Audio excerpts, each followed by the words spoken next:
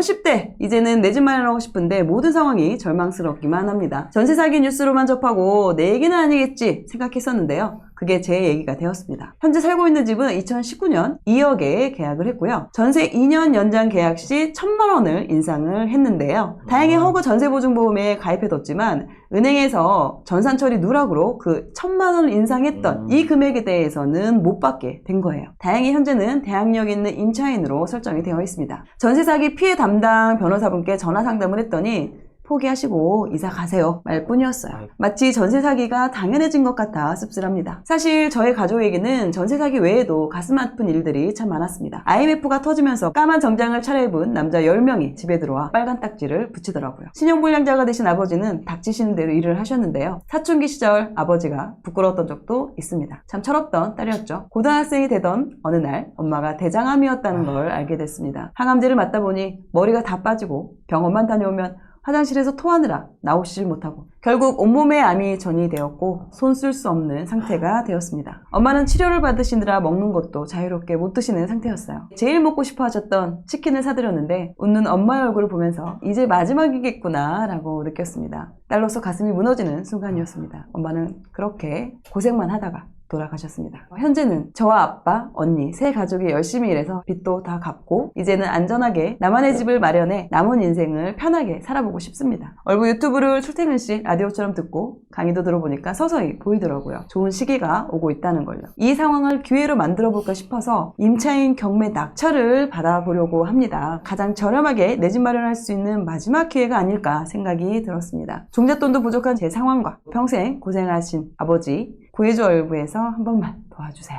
마지막은 편한 보금자리에서 모시고 싶어요. 지금 이분의 가장 큰 고민은요. 허그 보증 이행할 때는 전세 사기 확인서가 지금 발급되지 않게 되는 거네요. 전세 사기 확인서를 발급을 받고 경매 낙찰을 받아야 될지 어떤 선택을 하는 게 나을까요? 그리고 두 번째로는 만약에 경매를 낙찰받지 않는다고 하면 제가 가진 돈으로는 어떤 지역을 가야 될지 그 기준에 대해서 좀 알고 싶습니다. 라고 이렇게 지금 이분의 자산은 4천만 원이 있고 전세금, 보증금 뭐 이런 걸 다 포함을 하면은 토탈 1억 2천 소득이 변동이 좀 심하신 것 같고요. 평균적으로 봤을 때 570만 원 정도 지출을 보면은 390만 원 정도 들어가고 있고요. 저축 금액은 한 150 정도에 연금까지 포함하면 180 정도까지는 가능하시네요. 일단 이분 같은 경우에 잘 살려고 하면 좀 더 지출을 통제해야겠다라고 마음을 좀 먹으셨대요. 100만 원 정도까지 내가 줄여보겠다 소비를 그렇게 하면 한 달에 한 300 정도를 저축할 수 있는 상황이에요. 자산은 지금 여기는 이제 1억 2천원 되어 있는데 2억 정도 있는 걸로 알고 있습니다. 1번 그 질문 한번 볼까요? 설명을 좀 해드리면 허그 지금 보증 이행이라고 돼 있어요. 이분이 2억의 전세를 재계약 하셔가지고 2억 1천에 들어가셨는데 그렇죠,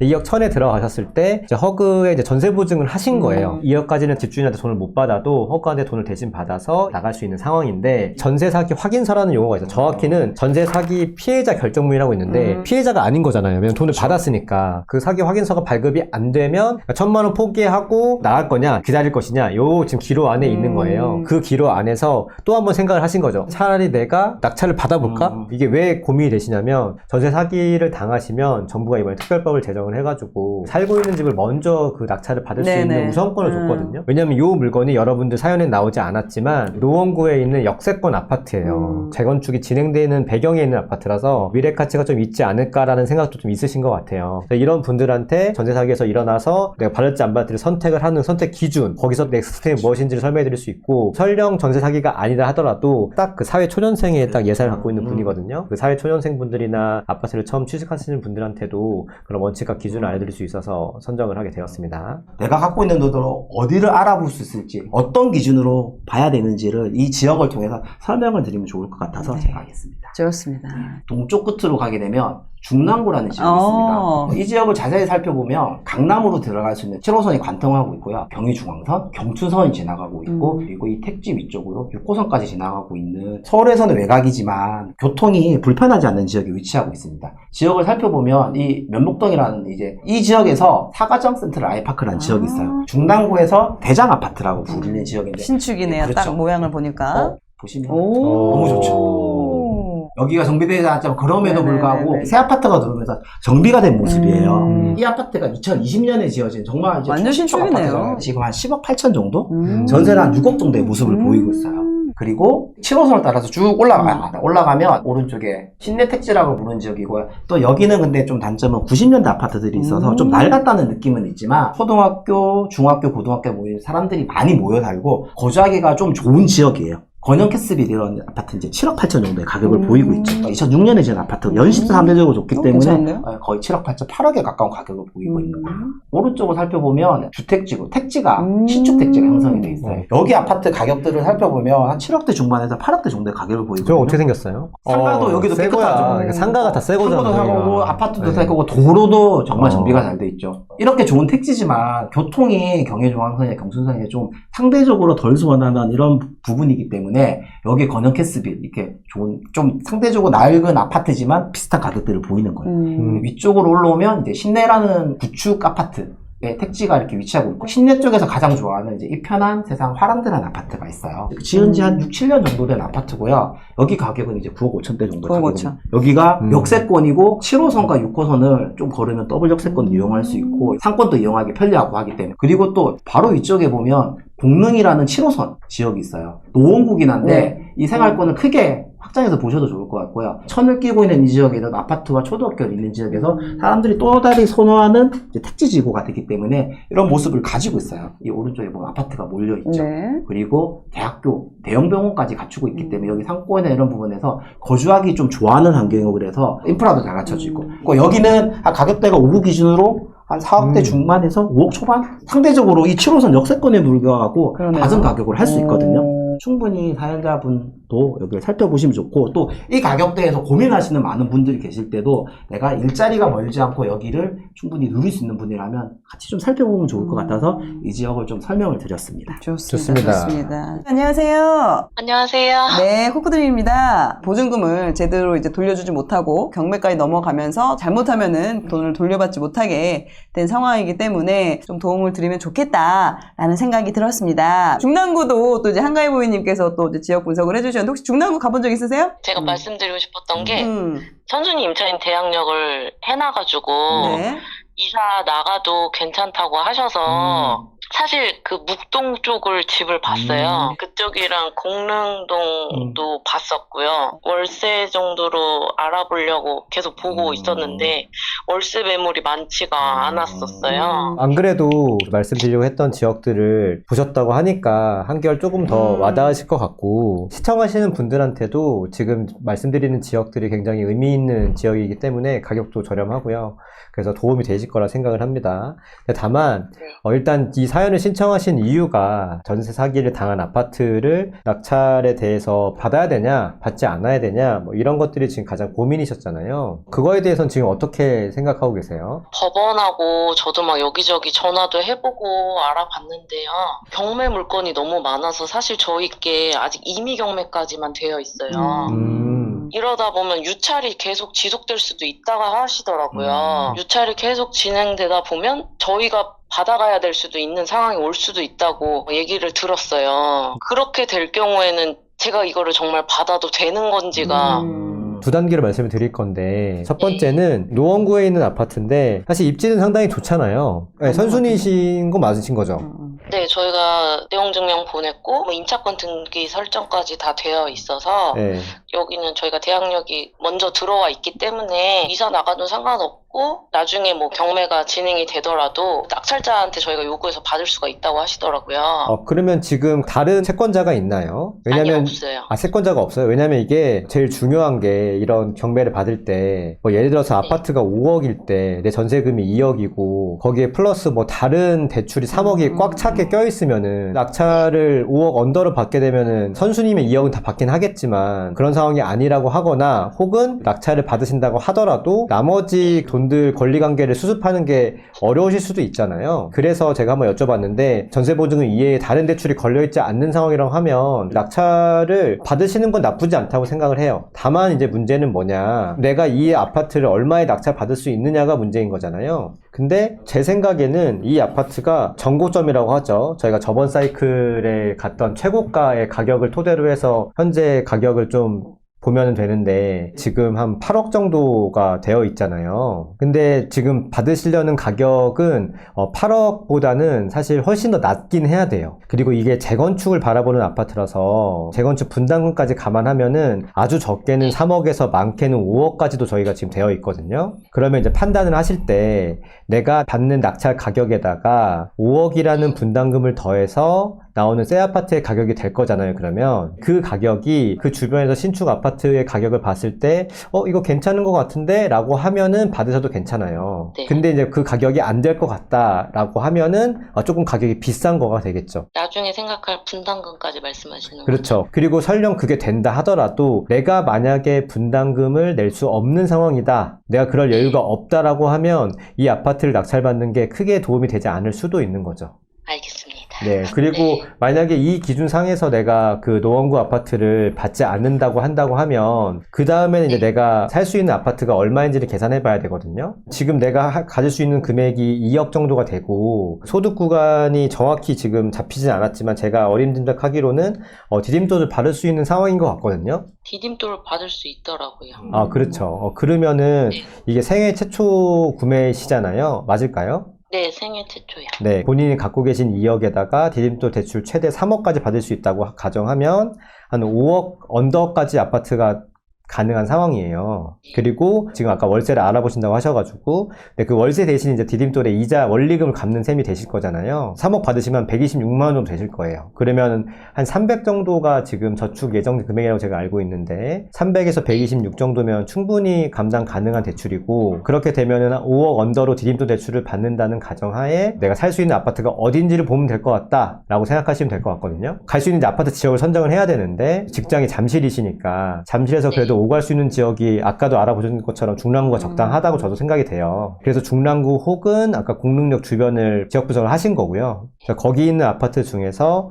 5억 언더가 되는 아파트들을 알아보면 되지 않을까 좀 이런 생각이 좀 들었습니다. 그리고 사실 뭐 여기 중랑구 지역뿐만 아니라 서울의 다른 구도 다 가능한데 그 직장과의 거리를 감안했을 때 중랑구 쪽을 말씀을 드린 거거든요. 이런 지역은 추가적으로 말씀을 드리면 막 급하게 결정하시지 않으셔도 괜찮아요. 왜냐면은 이런 지역들은 먼저 움직이는 지역은 아니거든요. 그러니까 먼저 움직인다는 뜻은 뭐냐면 강남 3구가 먼저 오르고 그리고 그 다음 뭐 마용성이 오르고 그 다음에 동대문 서대문이 오르고 그 다음에 이제 뭐 이런 중랑구가 오르는 이런 순서가 있거든요. 오르는데 그래서 중랑구는 조금 상승장이 지속된 다음에도 가격이 늦게 움직이는 경향이 있어요. 그 얘기는 어떤 의미냐면 재건축 관련 의사결정을 하실 때 되게 급하게 하지 않으셔도 괜찮다. 어차피 돈을 모으는다는 개념에서 좀 보셔도 괜찮다라는 의미고요. 중랑구나 뭐 공릉동 주변의 아파트도 당장 올해 막 바로 사야지 막 이렇게 생각하지 않으셔도 괜찮다라는 얘기예요. 그래서 이런 순서대로 아파트를 좀 매수하시면 되지 않을까라는 생각이 좀 들었습니다.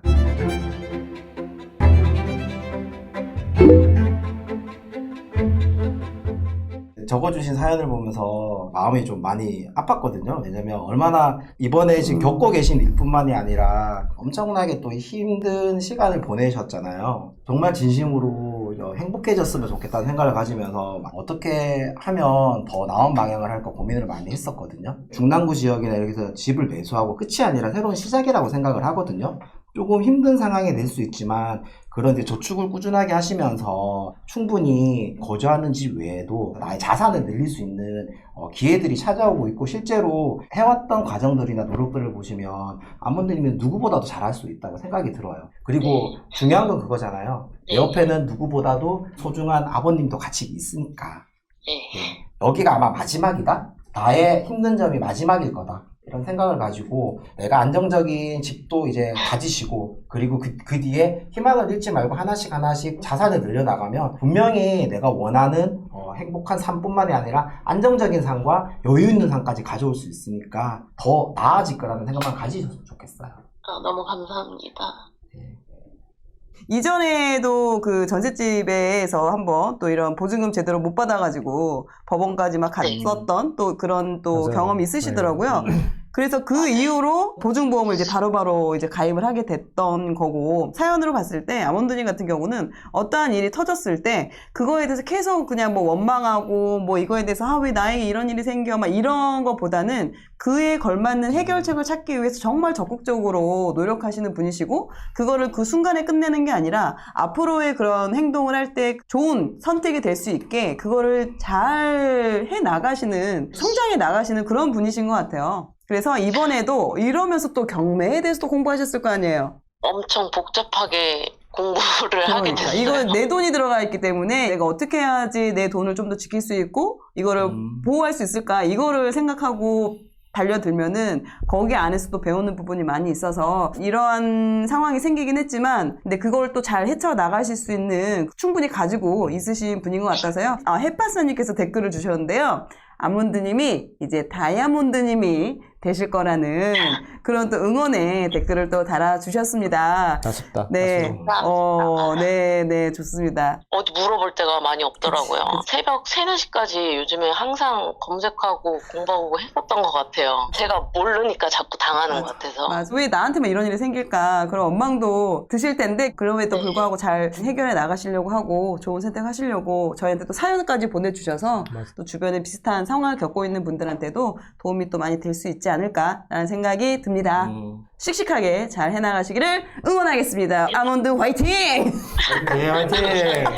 최근에 이런 경우가 많이 발생을 하고 네네. 있거든요. 이미 전세로 거주하고 계신 분이 있는데 지금 살고 있는 집이 과연 안전할까? 전세 계약을 하려고 하는 집이 괜찮은 집일까? 그 부분에 대해서 제가 말씀을 드리면 네, 좋을 것 좋습니다. 같아서 네. 알겠습니다. 우리가 집을 구할 때는 우리가 원하는 거주지에 원하는 가격대를 살펴보고 결정을 하는데, 그때 대부분 집이 마음에 들면 덜컥 계약을 하지만 그 전에 반드시 해야 되는 부분이 있어요. 많이 들어보셨을 거예요. 등기부 등본. 누가 이 집을 소유하고 있는지, 대출이나 부채가 있어서 다른 사람이 이 집에 대한 권리까지 가지고 있지 않을까? 그런 정보가 담겨 있는 게 등기부 등본입니다. 그래서 가장 중요한 게 뭐냐면, 등기부 등본을 통해서 내가 계약하려고 하는 실소유자와 등기부 등본에 명시된 사람 간의 정보가 일치하는지를 먼저 확인을 하고요. 그리고 5억짜리 아파트에 대출이 4억이 들어가 있다면 그건 너무 위험한 거죠. 전세를 2억에 든다고 하면 내가 2억을 돌려받을 수 없는 가능성이 매우 높은 거거든요. 그러니까 등기부 등본을 통해서 먼저 근저당이나 대출이 잡혀 있어서 위험한지 안 한지를 먼저 확인을 하고요. 그 확인을 하고 나서 별 위험이 없네, 덜컥 또 계약을 하면 안 되고요.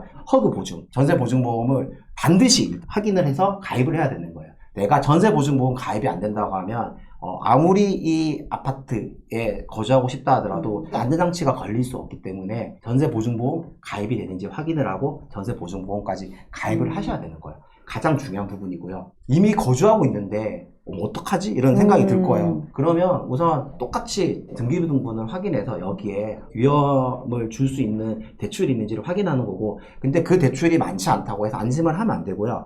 내가 전세보증보험을 가입 안 했다 하더라도 계약할 때 맺을 수 있는 게 아니라 전세 계약 기간에 절반을 넘지 않으면 전세 보증보험 가입이 가능합니다. 그러니까 시기를 계약했을 때 못했다고 어떡하지 하는 게 아니라 걱정하지 마시고 지금 가입 가능한 한도 내에서 전세보증보험을 가입해서 안전장치를 걸어 놓으셔야 돼요. 그런데 간혹 전세보증보험이 가입이 안 될 경우도 있어요. 그러면 전세보증보험만큼 수월한 방법은 아니지만 전세권 설정이라는 방법이 있습니다. 집주인의 동의가 있어요. 동의 있어야 되잖아요. 네, 맞아요. 네네. 근데 이 집주인이 의도적으로 사기를 칠 생각이 아니고 돌려줄 생각이 있다고 하면 전세권 설정에 동의를 해주기 때문에 맞아요. 전세권 설정을 통해서 또 다른 안전장치를 걸 수 있어요. 그런 방법을 통해서 안전장치가 안 돼 있다고 하시더라도 이 집에 대해서 추후에라도 이런 안전장치를 걸어서 이렇게 전세보증보험을 만기 때 못 돌려받고 안타까운 상황이 맞이하지 않도록 하시는 방법을 진행해 보셨으면 좋겠습니다.